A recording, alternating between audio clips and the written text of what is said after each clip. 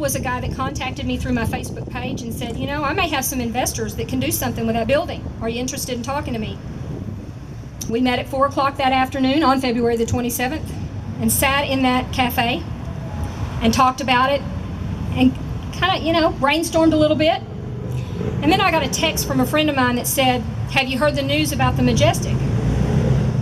That's all it said, and I didn't respond to the text. The next text said, it's on fire. And I said, I didn't respond to the text. I just thought, yeah, that's a really cruel joke.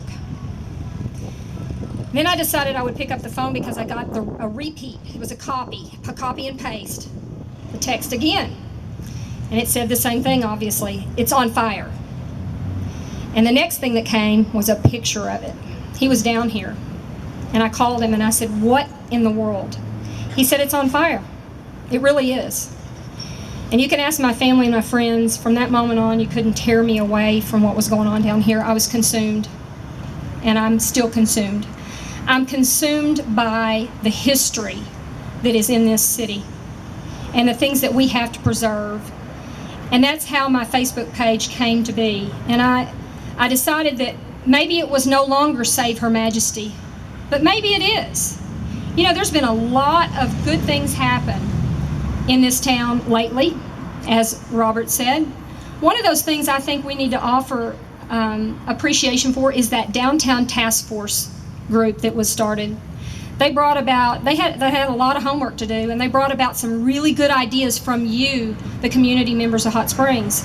And one of those things is to maintain the facade, the front of this building that we see behind us, the annex built in 1926.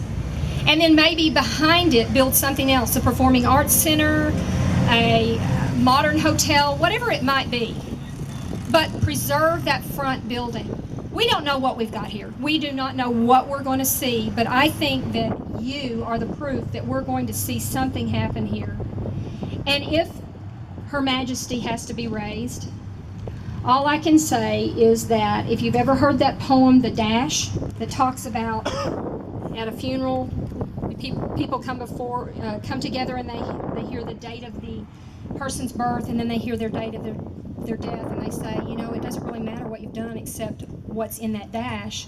Well, I'd like to think that maybe that's what's going on with the Majestic, with Her Majesty, and that is that she is bringing new life. She's bringing new life and breathing new life into this historic town. And her dash is going to be very long, because to me there wasn't an end.